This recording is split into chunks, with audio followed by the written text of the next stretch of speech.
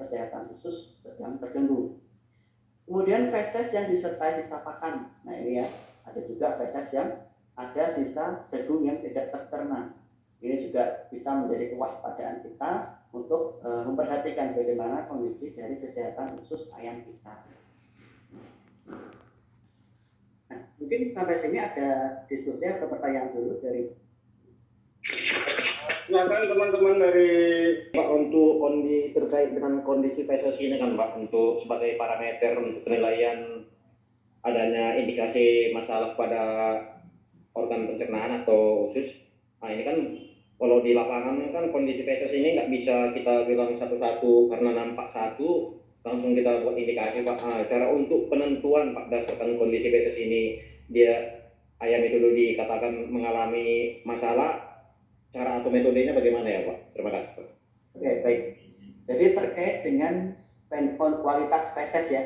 Jadi memang feses ini sebagai salah satu pertanda bahwasanya kondisi usus sedang bermasalah Pak.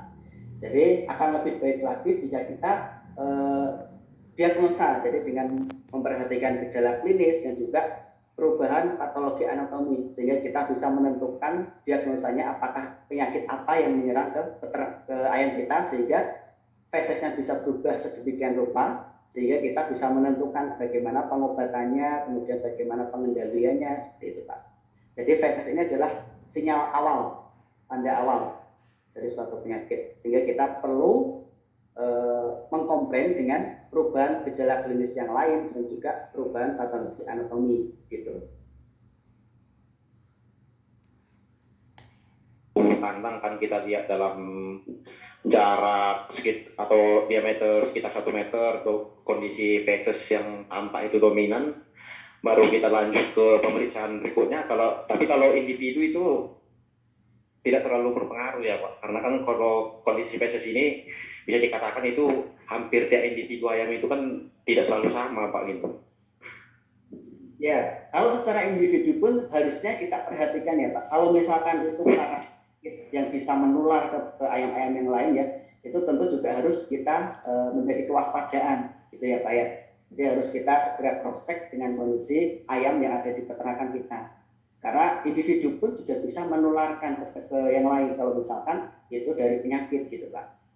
Jadi akan lebih baik kalau semua ayam yang ada di kandang itu kondisinya memang bagus gitu, sehat semua. Sisa pakan tadi Pak. Ya.